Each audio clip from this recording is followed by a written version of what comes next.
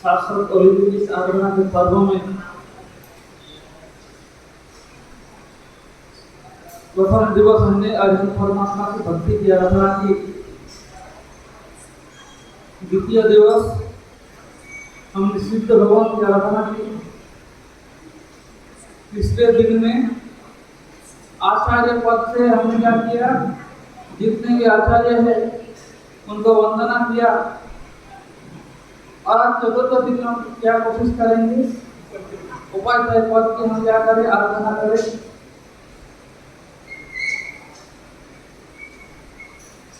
उपाध्याय उप यानी कि क्या, उप यानी कि होता है समीप, और अध्याय मतलब होता है जिनके पास आप क्या करते हैं, कुछ सीखते हैं, अध्ययन आप करते हैं।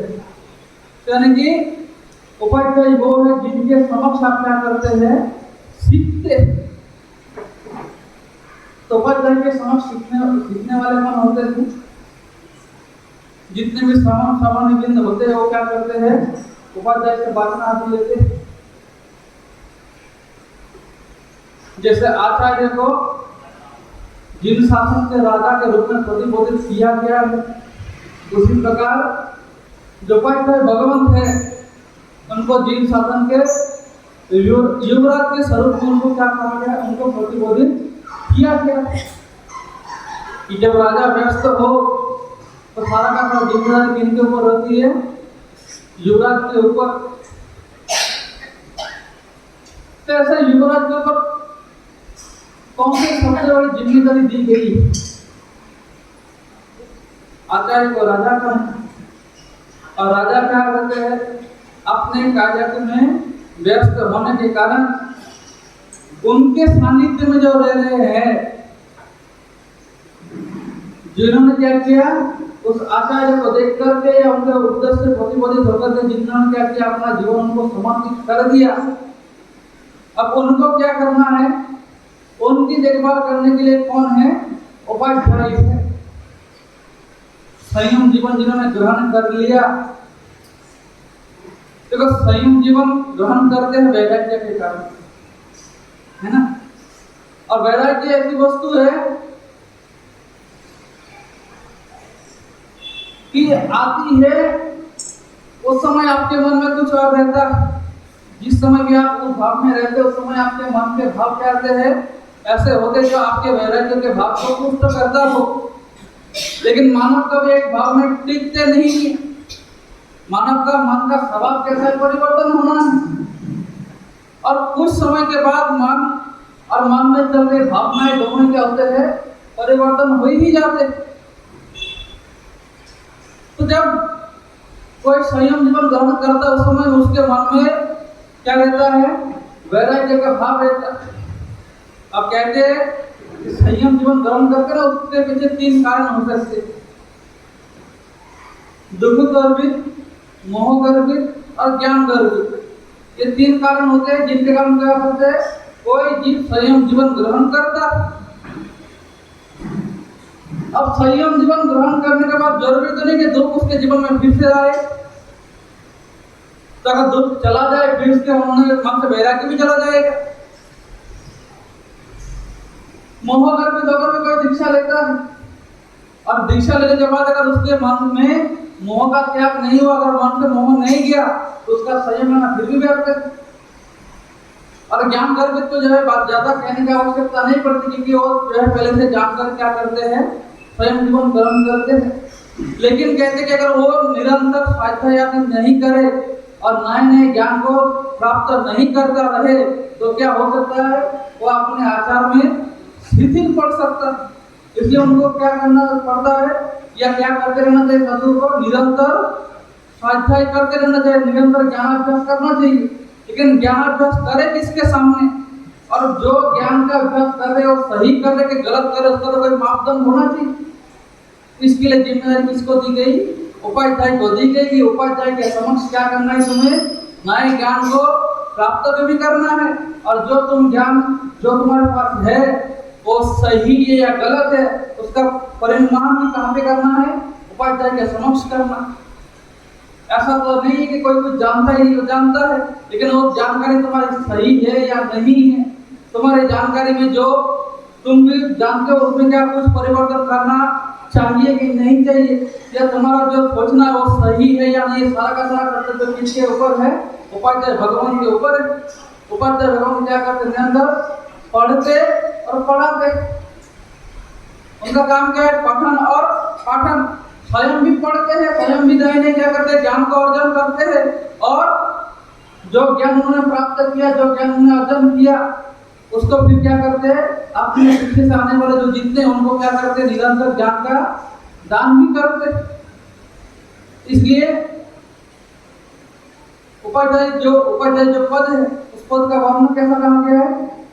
हरा वर्ण का कहते हैं। जैसे मानो एक जंगल जब अपने क्या रहता है? संपूर्ण सौंदर्य में परिपूर्ण रहता है, तो उस समय जंगल बिल्कुल हरा भरा दिखता है। उसी प्रकार उपाध्याय के जीवन में क्या है? ज्ञान रूपी वन के समान है, जहाँ पर ज्ञान रूपी वृक्ष से ज्ञान रूपी धन से वो वन कैसा रहता है? सदा परिपूर्ण रहता है। उपाध्याय पद अपने पंचपर्याय के चतुर्थ स्थान में आता है, और आचार्य के जितने क्या है वो महत्वपूर्ण भी है। और इस पद की योग्यता के लिए भी क्या होता है? विशेष प्रकार की योग्यताएं आवश्यक पड़ती। किस प्रकार की आवश्यकताएं पड़ती? केवल ज्ञान मात्र होना अनिवार्य नहीं है, ज्ञान के साथ साथ उस व्यक्ति का आचरण और व्यवहार भी कैसा होना चाहिए? उस पद के योग्य होना चाहिए। क्योंकि उपाध्याय पद का जो मुख्य उद्देश्य है, तो मुख्य उद्देश्य क्या है? ज्ञान अर्जन और ज्ञान का दान करना। और ज्ञान अर्जन करने वाला और ज्ञान दान करने वाला दोनों के अंदर किस प्रकार का तो उनका व्यक्तित्व कैसा होना चाहिए? तो कहते हैं दोनों के भीतर क्या होना चाहिए? दोनों के भीतर ना तो अहंकार होना चाहिए और ना ही दोनों के भीतर माया होनी चाहिए। अगर या तो अहंकार या तो माया दोनों में कुछ भी रहा तो दोनों में ही क्या हो जाएंगे? दोनों ना तो वो ज्ञान दान कर सकेंगे और ना ही ज्ञान वो अर्जन कर सकेंगे। इसलिए उपाध्याय पद से जो है ना, मान और माया ये दोनों जो पापस्थानक है ना, इन दोनों पापस्थानक का नाश भी होता है। क्यों? क्योंकि हम जानते ना, विनय बिना विद्या नहीं। अगर आपको शिक्षा चाहिए, अगर आपको विद्या चाहिए, ज्ञान चाहिए, तो उसके लिए तो पहले तो आपको क्या करना पड़ेगा? यह मानना पड़ेगा कि मैं जानता नहीं हूं। जब आप इस बात को मानेंगे, स्वीकार करेंगे, तभी आप क्या करेंगे? जानने का प्रयास करेंगे। जब तक व्यक्ति को लगता है कि मैं जानता हूं, तब तक व्यक्ति जानने का प्रयास नहीं करता। क्यों नहीं करते? कि उसको लगता है कि मैं जानता हूं। तो पहले तो ये हम छोड़ना पड़ेगा, ये जो है मान छोड़ना पड़ेगा कि मैं जानता हूं। अब जब आपने इस बात को स्वीकार कि मैं नहीं जानता, जानने के लिए मेरे को क्या करना पड़ेगा? या तो खुद से मेहनत करना, सब कुछ जानना पड़ेगा, या जो जानता है उसके पास से जाकर क्या करना पड़ेगा? मेरे को सीखना पड़ेगा। अब स्वयं से सीखने जाओ, सही सीखो, इस बात की भी कोई गारंटी नहीं। तो इसलिए कोशिश क्या करते हैं कि जो जानते हैं उनके पास जाकर हम क्या करने लगते हैं? सीखने लगते हैं। लेकिन जिनके पास जाकर हम सीखेंगे, अगर उनके पास जाकर हमने विनय नहीं किया तो क्या हम सीख पाएंगे? नहीं सीख पाएंगे। तो अहंकार से आपने क्या किया? अहंकार का जैसे त्याग किया तो आपने माना कि मैं नहीं जानता। और जब किसी के पास आप ज्ञान लेने के लिए गए तो वहां पर आप क्या बने? सबसे पहले विनय बने, यानी कि आपने क्या किया? माया का त्याग किया। माया का त्याग करने से आपने क्या किया? आपके अंदर विनय भाव है, और विनय भाव से आपने क्या किया? फिर जो जानते हैं उसको विनय पूर्वक उनसे आपने क्या किया? ज्ञान की प्राप्ति की। जब तक कोई व्यक्ति विनयवान नहीं बनता, जब तक वो अपने मायाचार और अपने मान का त्याग नहीं करता, तब तक व्यक्ति कुछ सीख भी नहीं सकता। अभय कुमार को जानते हैं? अभय कुमार जिनको हम उनके बुद्धि के लिए जानते हैं, उनके जैसा प्रचंड बुद्धिमान व्यक्ति शायद ही कोई दूसरा हो। सैनिक महाराजा को जब भी कोई मुसीबत आए सीधा कहां पर पहुंचे? पहले तो अपने 500 मंत्रियों से क्या करे, सलाह लेवे। अगर उनसे भी काम ना बने, फिर उनका ये रामबाण कौन है, अभय कुमार के पास ऐसी कोई समस्या नहीं जिसका समाधान अभय कुमार के पास नहीं। एक दिन क्या होता है कि राजा के बगीचे में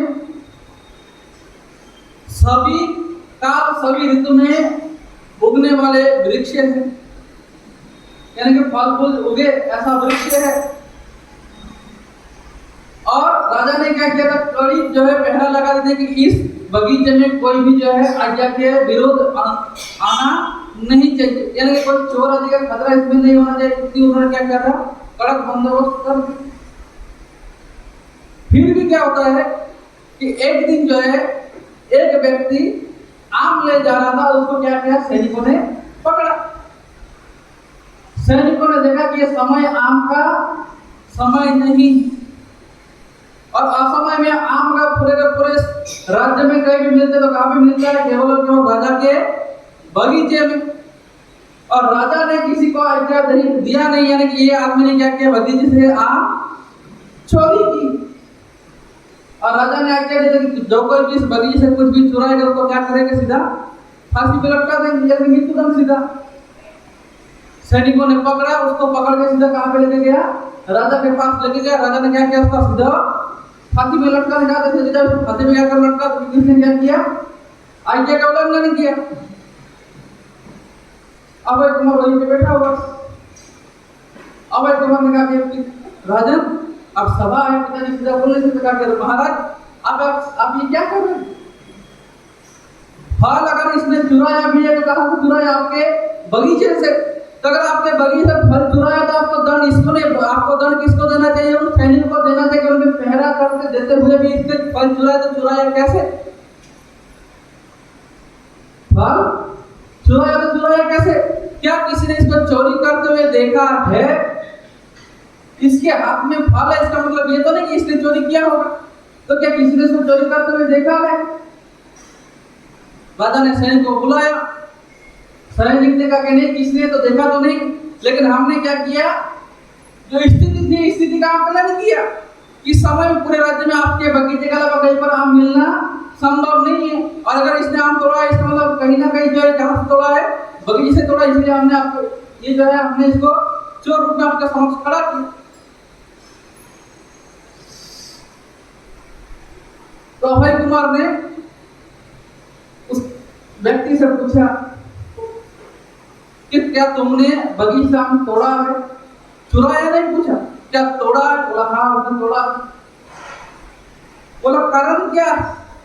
पता तो तुमको भी था ना कि राजा के बगीचे से जो कोई भी बिना बोले लेगा उसको क्या करना पड़ेगा, उसको मारना पड़ेगा। तुमने क्यों चुराया? उसने कहा कि मेरी पत्नी जो गर्भवती और उसको जो आम खाने के बहुत तीव्र इच्छा हुई। पूरे के पूरे राज्य में कई बार आम मिलना दुर्लभ था, इसलिए मैंने क्या किया, मैंने राजा के बगीचे से आम तोड़ा। फिर अभय ने कहा कि घुसा कैसे तुम्हारा, इतने भयंकर पहरे के बीच में तुम घुसे, तो घुसे कैसे? तो बोला मैं बगीचे के अंदर गया ही नहीं, मैं बगीचे के अंदर गया ही नहीं, मैं बगीचे के बाहर से क्या किया, आम तोड़ लिया। तो अभय कुमार ने फिर राजा की तरफ देखा कि जब ये अंदर गया ही नहीं, फिर आम अगर इसने तोड़ा तो तोड़ा कैसे? राजा ने पूछा कैसे तोड़ा? उस व्यक्ति ने कहा कि मेरे पास विद्या है, विद्या के बल से मैंने क्या किया, तो आम को तोड़ लिया। अभय कुमार ने कहा कि राजन क्या ऐसा व्यक्ति आपके राज्य में दूसरा होगा?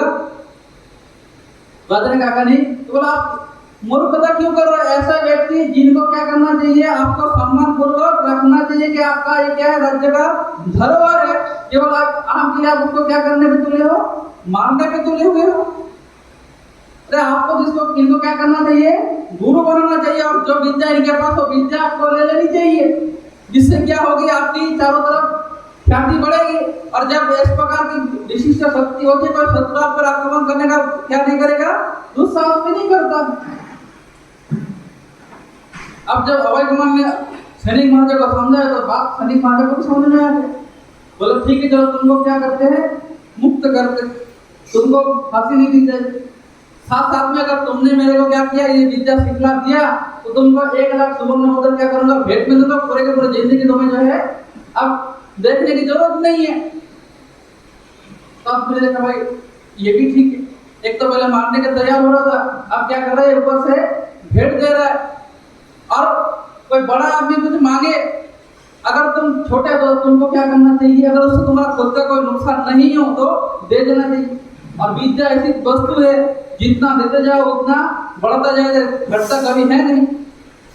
तो राजा ने लेने का प्रयास किया, इन्होंने देने का प्रयास किया, लेकिन राजा से वो विद्या सिद्ध नहीं हुई। क्यों नहीं हुई? क्योंकि ये राजा है, कहाँ पे बैठा है, सिंहासन पे बैठा है, और ये आदमी खड़ा खड़ा क्या कर रहा है, उनको मंत्र दे रहा है, और ये मंत्र दिए जा रहा है, वो मंत्र रटे जा रहे, लेकिन मंत्र का फल जो है राजा को मिले नहीं।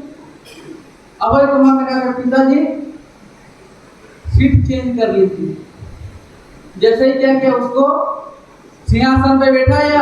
अब जैसे राजा घुटने में आए, एक बार में विद्या सफल हो गई। क्यों हुई? क्योंकि अब तक राजा जो है क्या मान के बैठा था, मैं राजा हूं। वो अहंकार के कारण क्या नहीं कर रहा था, झुक नहीं रहा था। क्योंकि झुक नहीं रहा तो उसको जो विद्या फलीभूत में नहीं हो रही। लेकिन जैसे ही क्या किया, जैसे ही आपने मान को छोड़ा और विनय को ग्रहण किया, वैसे ही जैसे ही जिस व्यक्ति से ले रहा था उसको गुरु के पद में रखा, तो जैसे गुरु से ज्ञान लिया तो शिष्य को ज्ञान चढ़ गया। तो यानी कि जब भी आपको जो है किसी से ज्ञान लेना हो तो आपको क्या करना पड़ेगा, पहले अपने अहंकार को छोड़ना पड़ेगा और विनय, आपको आपके अंदर विनय गुण लाना पड़ेगा। और उपाध्याय के पद से हमें यही जो पापस्थान है, जो पापस्थान को नाश करने का प्रयास करना चाहिए कि हमारे अंदर से क्या है, अहंकार जाए और हमारे अंदर जो है विनय भाव आए। क्योंकि अहंकार के जाने से आपको अपने भूलों को आप देख पाएंगे। आप अपने पूरे के रोजमर्रा की जिंदगी में जो कुछ भी भूल आप करते, ऐसा नहीं कि आपको पता नहीं चलता कि मैंने भूल किया, लेकिन भूल करने के पश्चात भी हम क्या नहीं करते, भूल को स्वीकार नहीं करते। क्यों नहीं करते? क्योंकि हमारे अंदर कहीं ना कहीं एक अहंकार है जो हमें क्या नहीं करता है, उस भूल को स्वीकार करने की अनुमति नहीं देता, इसलिए हम भूल को स्वीकार नहीं करते। और प्रायश्चित इसलिए नहीं करते क्योंकि हमने उसको स्वीकारा नहीं। भूल करेंगे तो प्रायश्चित करेंगे ना, जब भूल को हम स्वीकार ही नहीं करेंगे तो विनय पूर्वक हम क्या करेंगे, नहीं विनय पूर्वक हम प्रायश्चित भी नहीं करते। तो इस उपाध्याय पद के माध्यम से हमें क्या करना है, ये दो पापों का नाश करने का प्रयास करना है। और उपाध्याय पद विशेषण जो है, एक कथा कहते हैं कि मुनि तो कोई भी बन सकता है, जिसके मन में भी क्या हो, संसार के प्रति उद्वेग भावना हो, या कोई जीवन में दुखी क्यों ना हो, वो मुनि बनना आसान है। लेकिन मुनि से जो उपाध्याय बनना, उपाध्याय से आचार्य बनना कैसा है, मुश्किल है। क्यों? क्योंकि इसके लिए जो विशेष प्रकार की योग्यता की आवश्यकता पड़ती, आचार्य के लिए विशेष योग्यता की आवश्यकता पड़ती, उपाध्याय के लिए विशेष योग्यता की आवश्यकता पड़ती। लेकिन योग्यता जो है और किसी का मोहताज नहीं होता।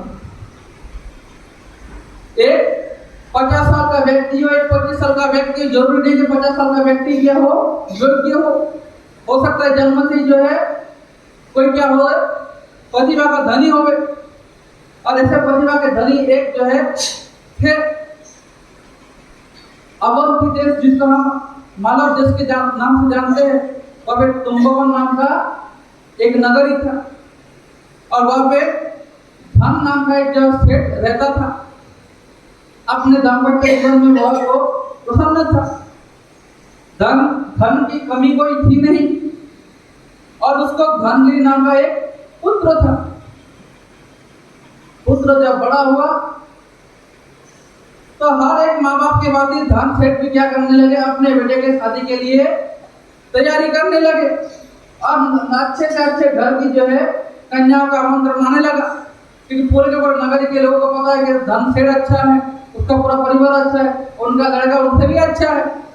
व्यवहार, चाहे व्यवहार शास्त्र की बात हो, चाहे धर्म शास्त्र की बात हो, दोनों में क्या वो पारंगत है।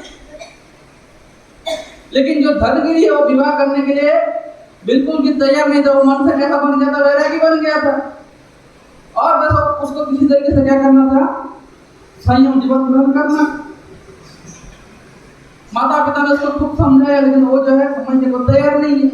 रिश्ते आते तो सामने से उसके कन्या के माता पिता के पास चला जाता था और कहता था देखो तुम शादी कराओ चाहे नहीं कराओ, मेरे को उससे लेना नहीं है, लेकिन एक बात जान लो, आगे चलकर मैं क्या करूंगा, साधु बन जाऊंगा, जरा सोच समझ कर रिश्ता करना।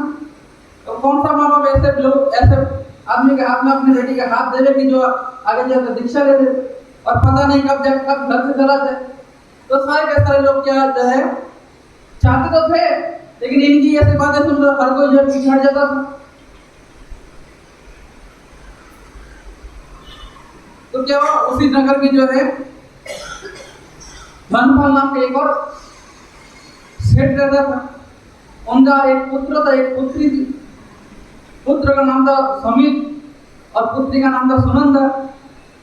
जो समित है उसने क्या किया था, आर्य सिंहगिरी के पास उन्होंने पहले से क्या किया था, स्वयं जीवन ग्रहण कर लिया था। और जो धनपाल जो पिता है वो अपनी पुत्री का विवाह कराना चाहता था और वो भी चाहता था कि एक ऐसा व्यक्ति के साथ मेरी पुत्री का विवाह हो जिनके दोनों के जीवन में क्या, दोनों के दाम्पत्य जीवन में धर्म दोनों से ही क्या नहीं हो, छूट ना जाए। ऐसा सोचकर उन्होंने क्या किया, जो धनगिरी है इसके साथ विवाह कराने का निश्चय किया कि चाहे कुछ भी है, दोनों ही कैसा है, धर्म के प्रति अनुराग वाली है। कल वो कुछ भी हो जाए लेकिन दोनों में से कोई क्या नहीं करेगा, धर्म का मार्ग नहीं छोड़ेगा। ऐसा सोचकर क्या किया, सुनंदा का विवाह किसके साथ करा दिया, धनगिरी के साथ करा दिया। माता पिता भी चाहते थे कि शादी हो जाए, दोनों का विवाह हो गया। शादी के पहले क्या किया, धनगिरी ने अपने पत्नी अपने सास ससुर सबको बोल दिया कि विवाह तो कर रहा हो, लेकिन मैं कभी भी क्या कर सकता हूँ, घर छोड़ के जा सकता हूँ, मेरा गारंटी नहीं है कोई। कुछ दिन बीता, धनगिरी के माता पिता का देहांत हो गया। अब धनगिरी जो है एक दिन मन में सोच रहा है कि अगर मैं अब घर पे रहा तो धीमे धीमे क्या हो जाएगा, किसी ना किसी कारण मेरे को फिर से क्या करना पड़ेगा, घर में ही रहने का। उन्होंने मन में सोचा कि अब क्या करना है मेरे को। माता पिता क्या बहुत आग्रह के कारण मैंने क्या किया, विवाह किया। माता पिता चले गए और संयोग से जो है उनकी पत्नी भी क्या हो गई, गर्भवती हो गई।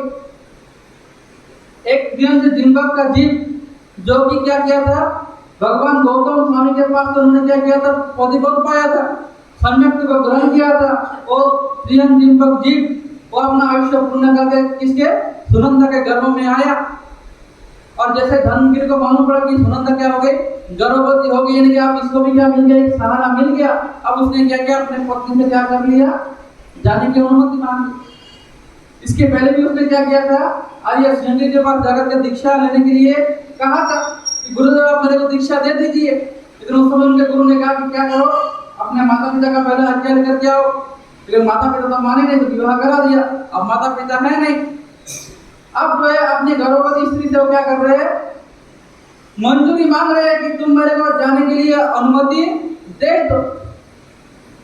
एक स्त्री, एक कन्या जो अभी अभी विवाह करके घर पे आई, एक संतान उसके कोख में है जो जन्म देने वाली है। ऐसे में इस समय में जिस समय उसको सबसे अधिक किसकी जरूरत है, अपने पति की।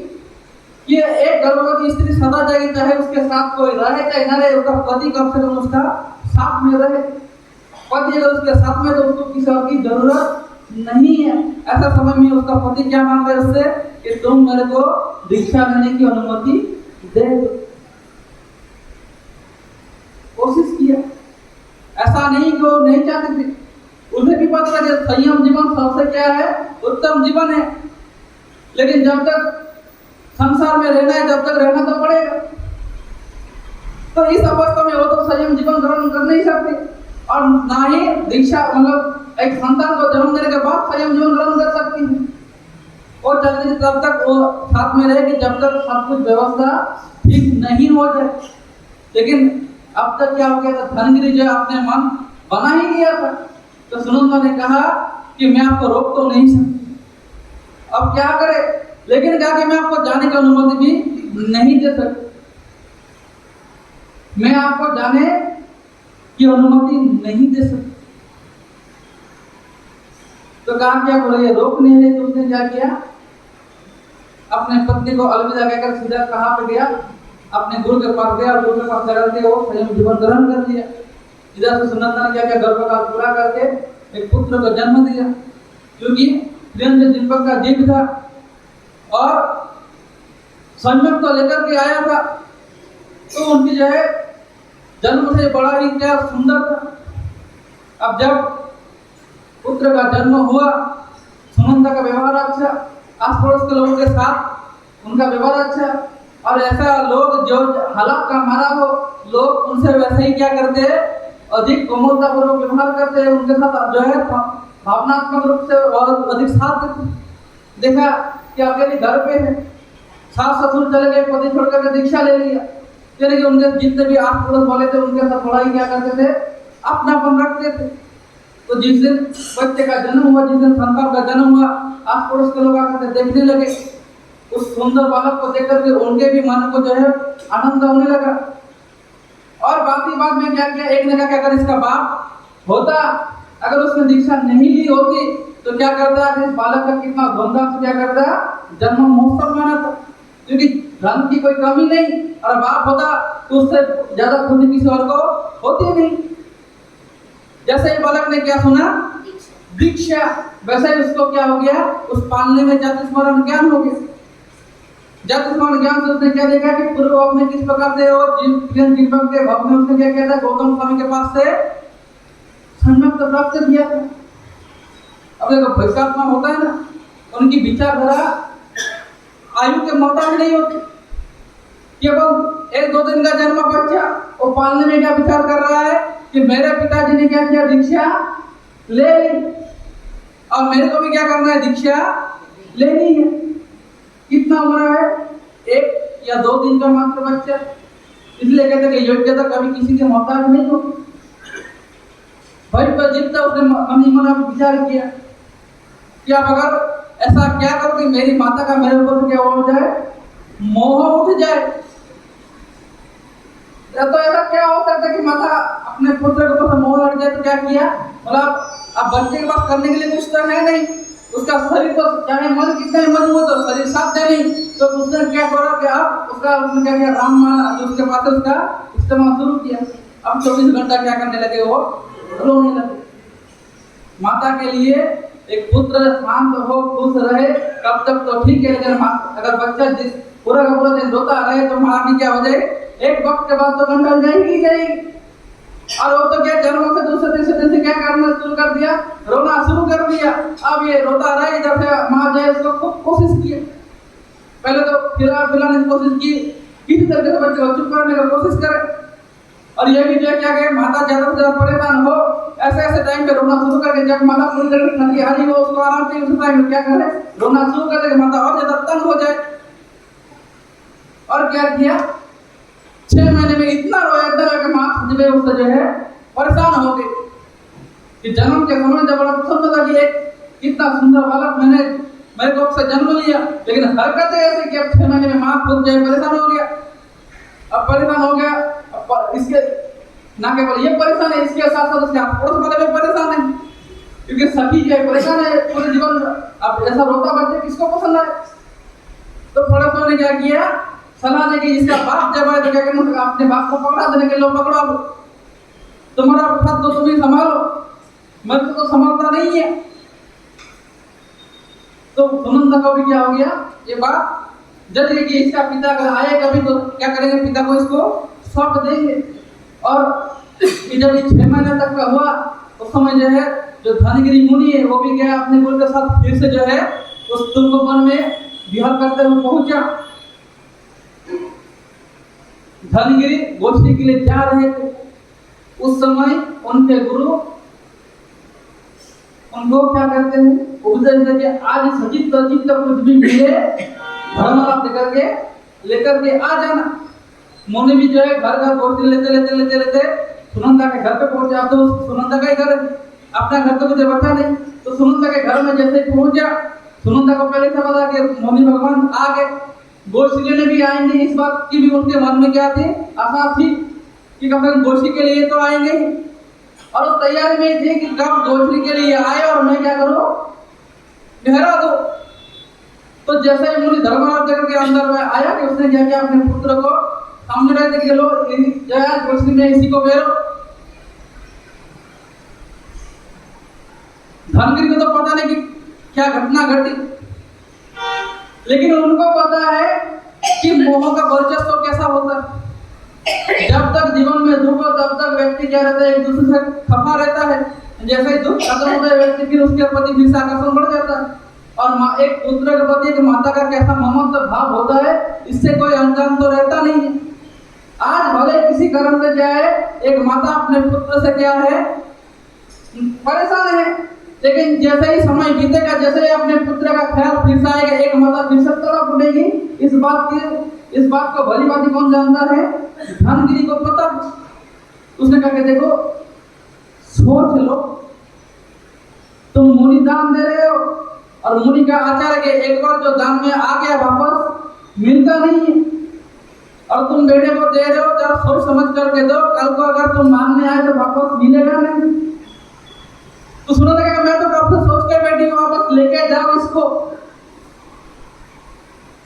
तो मुनि ने कहा कि देखो ऐसे तो ले नहीं सकते, कोई भोजन तो कोई वस्तु तो नहीं है, क्या है, एक बालक है। अगर तुम ऐसे लेके चला गया और कल को बोलेगा मेरे बच्चे को उठा के लेके चला गया, फिर उसका कि किसी के प्रमाण में दो। तो प्रमाण के लिए उनके सच्चा को बुलाया कि देखो तुम लोग साक्षी रहो। साथ साथ में मुनि के साथ में जो दूसरे मुनि गए थे बोलती, उनको भी साक्षी में रखकर क्या किया कि मैं अपने पुत्र मुनि को क्या कर रहा हूँ, भिक्षा में गौरा रहा हूँ। इस पर पूरा का पूरा अधिकार किसका है, आज से मुनि क्या है। मुनि ने क्या किया, बालक को झोली में लिया और सीधा अपने गुरु के पास चला गया। जैसे ही बालक झोली में आया, वैसे ही बालक ने रोना बंद कर दिया, क्योंकि माता ने कह दिया कि अब मुनि का है, मुनि के पास आ गया, मतलब वापस मेरे को जाना नहीं है। जब काम बन गया, अब पुरुषार्थ करने का कोई मतलब नहीं, तो उसने क्या किया, तुरंत रोना बंद कर दिया। सुनंदा भी एक पल के लिए चौंक गया, लेकिन जो है वो परेशान थी और फिर से रोना चालू कर दे, तो उसने क्या किया, जाने दिया। मुनि और झोली लेकर कहाँ पे पहुंच गया, उपासना पहुंच गया। वहां पर जाकर गुरु को बताया। गुरु ने जैसे झोली लिया तो गुरु का हाथ खुद जो है थोड़े नीचे आ गया। तो मन में उसने अनायास का क्या वज्र लेके आया है, तो कहते तब से उसका नाम क्या पड़ गया, वज्र कुमार के रूप में ख्याति हो गया, विख्यात हो गया। एक छोटा बच्चा है और एक बच्चे के देखभाल एक स्त्री से, एक माँ से कोई अच्छे से नहीं कर सकती।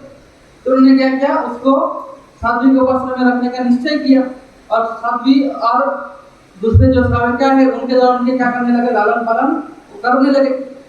और उपासना में अब क्या किया, उसका रहने का बंदोबस्त करा दिया। 3 साल तक जो है वो वहीं पे रहा।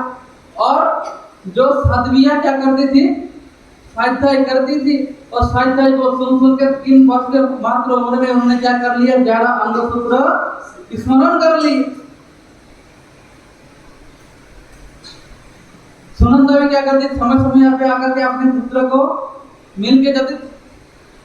अब जैसे जैसे धीमे धीमे समय बीता, जैसे पुत्र अब जो है धीमे धीमे बड़ा होने लगा, उसका जो है शरीर बड़ा होने लगा, वैसे वैसे धीमे धीमे इसके मन में जो मातृत्व भाव है, अब वो जो है क्या करने लगे, जो एक सरल स्वभाव है, उस स्वभाव से जो है अब जो सुनंदा है अपने पुत्र से अलग रहने को तैयार नहीं है।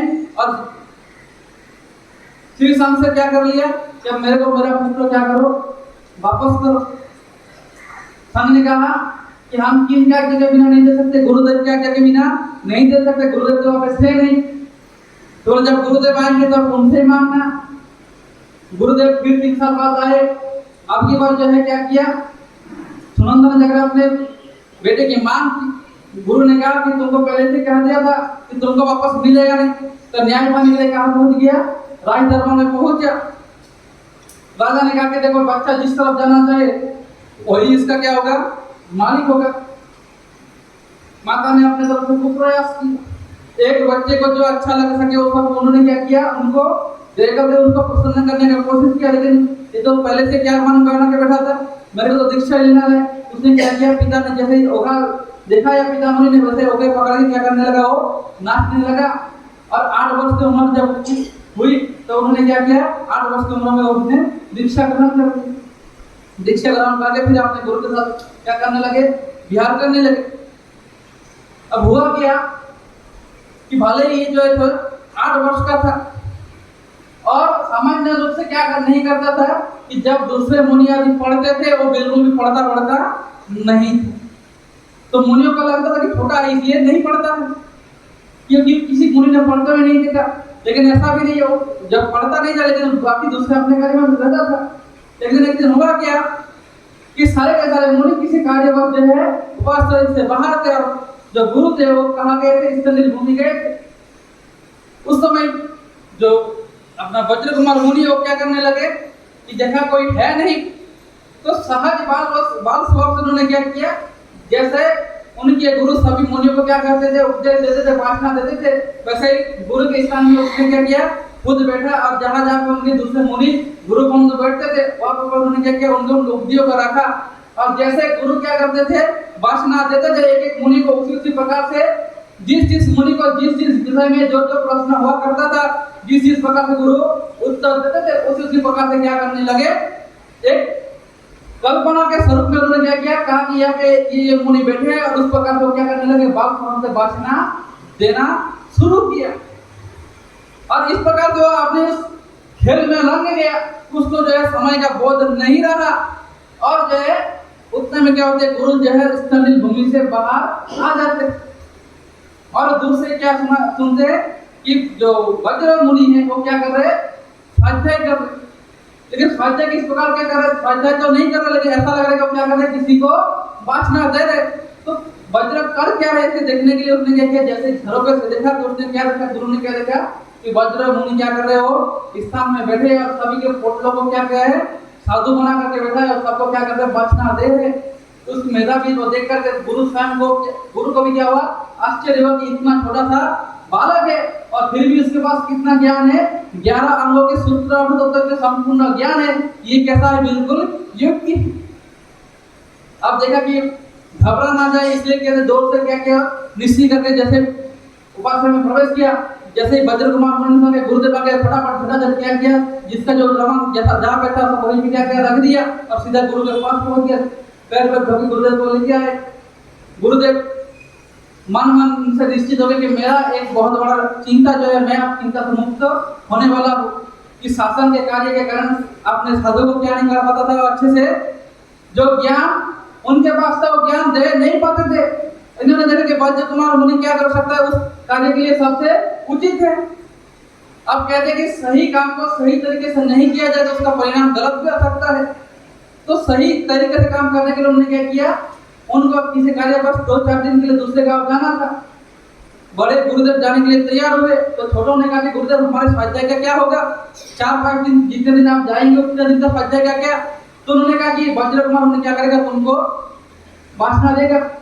अब उनसे सारे के सारे मुनि कैसे है, एक तो बड़े और ऊपर से निरंतर क्या रहते हो, स्वाध्याय में रत रहते हैं। सबको पता है, इसलिए अब तक इन्होंने किसी छोटे पे ध्यान नहीं दिया क्योंकि छोटा बालक है। लेकिन जैसे क्या गुरुदेव ने ये सबको भाषण देगा तो वैसे सबके सब पूछने के ये जो पढ़ता कुछ नहीं हो आपको भाषण देगा। लेकिन गुरु के जो निर्णय है उस निर्णय में किसी ने क्या नहीं किया, प्रश्न नहीं किया। सोचा कि गुरुदेव ने जब कहा तो सोच समझ कर कहा होगा, ऐसा सोच कर उन्होंने क्या किया, गुरुदेव की आज्ञा शांति मान ली और 5 दिन में जो उन्होंने स्वाध्याय किया और जिस प्रकार से जिस रस से उन्होंने स्वाध्याय ग्रहण किया, जब गुरु वापस आए तब कहा कि गुरुदेव आप तो हम किससे स्वाध्याय करेंगे, किससे भाषण लेंगे, वज्र कुमार मुनि से भाषण लेंगे। तो गुरु ने कहा इस प्रकार से जो है क्या किया, जो वज्र कुमार मुनि है उसको उन्होंने 8 वर्ष की उम्र में उन्होंने क्या कर दिया, उपाध्याय पद में उनको स्थापित कर देंगे। 8 वर्ष की उम्र में उन्होंने क्या किया था, उनका इतनी योग्यता थी कि उपाध्याय पद के योग्य हो। इतना जो है बड़ा काम उपाध्याय भगवान करते हैं, जो क्या करते हैं स्वयं पढ़ते हैं और साथ साथ में क्या करते हैं, पढ़ाते भी। इस प्रकार से जो है उपाध्याय पद की आराधना करके हमें क्या करना है, अपने 2 प्रश्नों को हटाना है और साथ साथ में उपाध्याय के जो गुण है उन गुणों को हमें क्या करना है, अपने जीवन में उतारना है। जब श्रीपाल कुमार के चरित्र में हम सुन रहे थे कि रत्न द्वीप की ओर जो है श्रीपाल कुमार रवाना हो गया। बब्बरपुर द्वीप से राजकुमार से शादी करके आप कहा जा रहे हो, रत्न द्वीप में पहुंचा। रत्नदीप में जैसे पहुंचा तो सारे का सारे जो नौकर चाकर सब अपने अपने काम में लग गए। इधर कृपाल कुमार क्या करने लगा था, कोई काम तो है नहीं, तो साथ में जो नट मंडली थी उनको कहा कि करो नृत्य करो, नाटक दिखाने लगे। उतने में जो है रत्न संचय नगरी के जो राज कर्मचारी थे वो वहां पर आए और वो भी क्या करने लगे, नाटक देखने लगे। कुछ समय बाद जब नाटक समाप्त हुआ तो श्रीपाल ने क्या किया, जो राज कर्मचारी आए उनसे पूछा कि आप कौन है, किस लिए आए। तो उस कर्मचारी ने कहा कि मैं कौन, उसका परिचय तो मैं बाद में देता हूँ, पहले पते की बात यह है कि मैं किसी उद्देश्य से यहाँ पे आया। उद्देश्य यह है कि ये रत्नदीप है और पहाड़ के ऊपर जो है रत्न संचय नाम की हमारी नगरी है, और जहाँ पे कनक के तो हमारा विद्याधर राजा, उनकी रत्नावला नाम की रानी है, उनको 4 पुत्र है और एक पुत्री है। पूरा का पूरा राज परिवार और धर्म का जो है कैसा है प्रतिपालन करता है। और जिनके कारण पूरे के पूरे नगर में जो क्या है, एक व्यक्ति क्या करते हैं, आनंद परमात्मा की भक्ति करता है। एक दिन रूपाली राजकुमारी मंदिर में परमात्मा की अंगी रचना कर रही और भक्ति में इस प्रकार वो डूबी हुई थी कि जिससे उसके जो है शरीर में आनंद की उमंग जो है उमड़ रहे थे। और उस रूपाली राजकुमारी को देख करके पिता राजा जो परमात्मा के मंदिर में परमात्मा की भक्ति कर रहा था, उन्होंने उस राजकुमारी को देख करके मन ही मन क्या विचार किया, इसके योग्य वर कौन होगा। इस प्रकार से उन्होंने क्या किया, संसार संबंधी उनके मन में विचार आए। राजा राजकुमार जैसे मंदिर से बाहर निकले वैसे ही क्या हो गया, अचानक एकाएक मंदिर जी का दरवाजा बंद हो गया। राजा राजकुमारी दोनों ने मंदिर का दरवाजा खोलने का प्रयास किया, लेकिन जब खुला नहीं तब राजकुमारी जो है रो पड़ी। क्यों रो पड़ी कि राजकुमारी ने मन मन में सोचा कि हो सकता है मेरे से कोई अपराध कोई घटना हुई होगी जिसके कारण जो है मंदिर जी का दरवाजा बंद हो गया, जिसके कारण क्या परमात्मा तो नहीं लेकिन अधिष्ठायक देव क्या हो गए, क्रुद्ध हो गए। राजकुमारी की इस दशा को देखकर के राजन का बेटी इसमें तेरी कोई गलती नहीं है, भूल तो मेरी है। जहाँ पे तीर्थंकर के समक्ष संसार संबंधी कोई विचार नहीं करना चाहिए, वहां पे मैंने क्या किया, संसार संबंधी चिंतन किया, जिसके कारण क्या हुआ, मंदिर जी का दरवाजा बंद हो गया। राजा राजकुमारी दोनों को पश्चाताप होने लगा और निर्णय कर लिया कि जब तक मंदिर जी का दरवाजा खुलेगा नहीं तब तक जो है महल में जाऊंगा नहीं, तब तक क्या करूंगा, अन्न जल का त्याग कर दिया। 3 दिन 3 रात तक जो है राजा और राजकुमारी मंदिर के द्वार पर ही बैठे रहे अपने प्रायश्चित के रूप में, जब तक परमात्मा का दरवाजा खुलेगा नहीं तब तक आगे का कुछ काम नहीं है। अधिष्ठायक देव आकाशवाणी करते कि राजन व्यर्थ की प्रयास मत करो, आज से 1 माह बाद समुद्र किनारे पे एक व्यक्ति आएगा, जिस व्यक्ति के दृष्टि पड़ने मात्र से ही मंदिर का दरवाजा खुल जाएगा, समझना वही कौन होगा, तुम्हारे पुत्री का योग्य वर होगा। और उसी से क्या होगा, मंदिर के द्वार का उद्घाटन होगा। उसके पहले मंदिर अब खुलने वाला नहीं है। उस बात को आज 29 दिन पार हो चुके और आज जो है 30वां दिन है। आज मास का पूर्ण होती है और आपसे योग्य जो है इस पूरे का पूरे जो है बंदरगाह में मेरे को कोई दिखता नहीं है। इसलिए अगर आपकी अनुमति हो तो क्या करिए, मेरे साथ मंदिर चलिए। कृपाल कुमार ने देखा कि एक साथ में 2 लाभ, एक तो परमात्मा की भक्ति और ऊपर से द्वार उपकरण का लाभ भी मेरे को मिलेगा। तेरा उसका शरणागति करके पूरे के पूरे ठाट बाट के साथ में जैसा एक राजा एक राजकुमार को जाना चाहिए, सब परिचय कहा गया, मंदिर जी के पास गया और जैसे ही मंदिर के समक्ष उन्होंने क्या किया, निश्चय करके जैसे मंदिर के समक्ष खड़ा हुआ वैसे दरवाजा जो है अपने आप द्वार खुल गया। श्रीपाल कुमार अपने पत्नी के साथ सारे के सारे लोगों को लेकर के जो है क्या करते हैं, मंदिर जी में जाकर के परमात्मा की भक्ति करता। जो राज कर्मचारी आया था उसने भी जो है रास्ते में परिचय दे दिया कि मैं दिग्दत्ता नाम का एक श्रावक उनका पुत्र हूँ। और सारा का सारा मामला जो है रास्ते में क्या किया, श्रीपाल कुमार को बता दिया। जैसे ही मंदिर जी का दरवाजा खुला वैसे ही समाचार कहाँ तक पहुंच गया, क्योंकि सबसे ज्यादा दुखी सबसे ज्यादा ग्लानि भाव किनके मन में था, राजा और राजकुमारी के मन में। तो जैसे किसी के द्वारा दरवाजा खुला वैसे ही समाचार कहाँ तक पहुंच गया, राजमहल तक पहुंच गया। राजा स्वयं जो है अपनी पुत्री के साथ कहाँ पे आया, मंदिर जी में आया। और मंदिर जी में आकर फिर क्या किया, उन्होंने भी परमात्मा की भक्ति की। परमात्मा की भक्ति करके फिर जो है अब भले ही क्या होगा, ये बार होगा, लेकिन परिचय जानना तो अनिवार्य है ना कि कौन है क्या नहीं है। कि श्रीपाल कुमार अपना परिचय देवे, उसके पहले वहां पे क्या होता है, चारण मुनि उतरते हैं। चारण मुनि जो अपनी विद्या की शक्ति से क्या करते हैं, आकाश मार्ग में क्या करते हैं, विचरण करते, इसलिए उनको कहते हैं चारण मुनि।